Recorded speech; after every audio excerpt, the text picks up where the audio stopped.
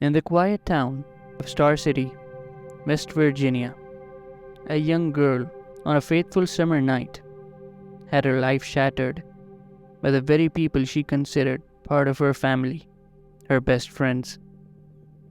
16-year-old Skylar Neese was stabbed to death by her best friends, Rachel Shoaf and Sheila Eddy. To this day, there hasn't been a clear motive as to why they committed such a horrific act. Without wasting any time, let's jump into the case file of Skylar Neese. Skylar Annette Neese was born on the 10th of February 1996 in Morgantown, West Virginia. She was the only child of Mary and David Neese. She was a bright and outgoing girl who loved to read, write, and spend time with her friends. She was also a talented athlete who played basketball and softball. Skylar's family was close-knit and always supportive, as she was their only child. They were always there for her and encouraged her to follow her dreams. She was also very active on social media, specifically on Twitter. We'll get to that later on in the video. When Skylar was in the 2nd grade, she met Sheila Eddy, and the two quickly became close friends. Like Skylar, Sheila too was an only child. They began high school together, and it was there that they met Rachel Shoaf, and soon the three of them hit it off and were described inseparable. Everything seemed just fine between the three of them until sophomore year, where it looked like Rachel and Sheila were becoming closer and would often leave out Skylar from the equation. Now, this isn't something that is proven, but just a rumor. On one occasion, during a sleepover, Skylar had witnessed the two girls kissing each other. This was also something Skylar had written down in her diary. She also would often hint at something similar to this on her Twitter account. For instance, in one of her tweets, she'd write, "I tell the whole school all the shit I have on everyone, which is a lot. Hashtag, if I could get away with it." It seemed like tweets like these weren't exactly new on Skylar's account, where she'd allude to certain things in a subtle manner. In fact, things got so bad between the three of them that on several occasions in school, Rachel and Sheila would discuss ways to get rid of Skylar. This was also overheard by other students and even a teacher. This video right here actually hints in a way to whatever sick idea they had been growing up in their minds. Would you guys rather suffocate or get shot? Get shot. Shot. Wait, depends on where. Would you rather in the head? Shot. There would be no suffering at all. Eaten by ants or suffocated? Suffocate. Drowning or suffocating? Suffocating. It's almost the same thing. I know, but it's not. Right Because in if their head. you were on a pillow. On July 5th, 2012, after finishing her shift at Wendy's, Skylar reached home at about 10 p.m. Around midnight, Sheila and Rachel came to pick her up, as they had planned to hang out together. Skylar snuck out of her room, entered Sheila's car, and the three went for a ride. They reached to a secluded spot in the middle of nowhere, where they would drink and smoke some marijuana. At one point in time, they asked Skylar to go towards the car and get a lighter. Unknown to Skylar, the girls then walked behind her with knives in their hand, which they had hid in their pockets, and proceeded to attack Skylar continuously. She tried to fight back with all her strength, but unfortunately to no avail. In her dying moments, she tried to ask them why. Once they were done, they tried to bury Skylar's body, but the ground was too rocky. They then moved the body next to a tree and covered it with rocks and branches. This all took a few hours, and the girls later went back home.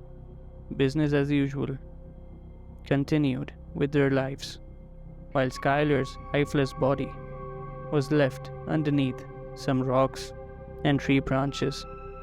The next day, Dave, Skylar's dad, came back from work in the afternoon so that Skylar could take his car for her shift at Wendy's, as she usually did. But something was off. Skylar's room was locked from the inside. He then noticed outside her room a small bench close to her room window and realized she had snuck out last night. Dave then called Sheila and asked if she knew where Skylar was.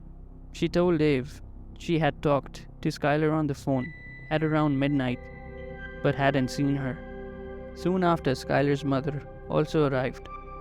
Later, the manager at Wendy's called to check if everything was alright, as Skylar didn't show up at work. And she never skipped her shift at Wendy's. She loved her work there. Naturally, both Dave and Mary were becoming more and more worried about Skylar. They soon called the police to report her disappearance.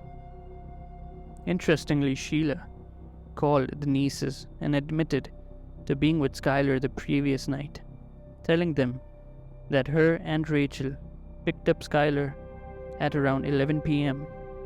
and after an hour dropped her back home. Both Mary and Dave were getting worried by the day.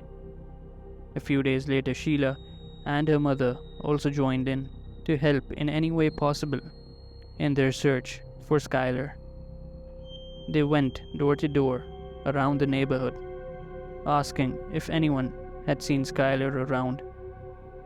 They even somehow came across the CCTV footage of the night Skylar disappeared. She was seen getting into a car. The police initially treated this as another runaway case and assured the parents that she'd be back in a few days. Both Dave and Mary also distributed and posted flyers of Skylar's disappearance all across Monongalia County. Sheila too often helped posting flyers. In fact, she also would have long posts on Facebook in which she'd plead for Skylar to come back. In September of 2012, FBI and West Virginia police both joined the search team. On July 9th, they interviewed Sheila, where she basically repeated the same story she had told Skylar's parents. They then contacted Rachel, who acted as if she knew nothing about her best friend's disappearance. The authorities also noticed that the silver car in the CCTV footage seemed similar to the one Sheila drove. They would also interview Rachel in detail, where she gave the exact same story Sheila had been giving them and Skylar's parents. What seemed odd to the authorities was that both stories of Rachel and Sheila were literally the same. At times, felt like it was word to word, the same rehearsed story. Soon after, almost everyone in school and in the community suspected both Sheila and Rachel of the murder of Skylar. All of this started to take a toll on Rachel's mental health, as on one occasion she tried to end her life. She was later hospitalized in a psychiatric unit. On January 3rd, 2013, police interviewed Rachel for the third time, and after a few questions, she finally confessed to the murder of Skylar. After more than 4 months since Skylar's death, she finally let it all out. When asked why they did it, she simply replied, "Because we didn't like her anymore." She later took the authorities to the actual location of where Skylar's body was left. Although they were unable to find the body due to bad weather conditions at the time, almost 2 weeks later, the authorities finally found the remains of Skylar Neese underneath a pile of rubble with the help of a police dog. The post-mortem later revealed that she was stabbed a total of 50 times. On May 1st, 2013, Rachel pleaded guilty to second-degree murder and was sentenced to 20 years in prison. She expressed remorse and apologized to the Neeses and her family. Her family later issued a public apology for her actions through their lawyer. Sheila, on the other hand, when arrested and brought into court, pleaded not guilty, but was found guilty of first-degree murder and sentenced to life in prison with the possibility of parole after 15 years. Just recently, on the 1st of May 2023, Rachel had her first parole hearing.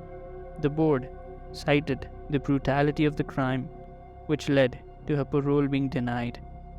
Rachel's next parole hearing will be in 2028.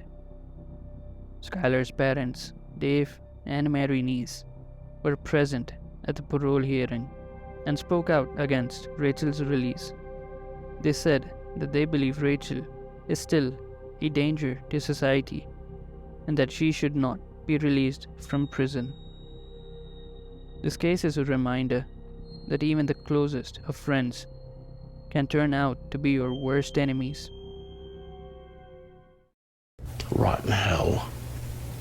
How's that? Because that's exactly what I want them to do. I want them to go through the pain and agony my daughters went through. I want them to have no life because Skylar doesn't have one. Well, folks, that was the end of the case file. Hope you did find the video interesting. If you've made it this far, I would genuinely appreciate it if you would give this video a like, and if you haven't yet, subscribe to the channel, as it would really help me. Until next time, take care of yourselves and your loved ones, and please be safe. Peace.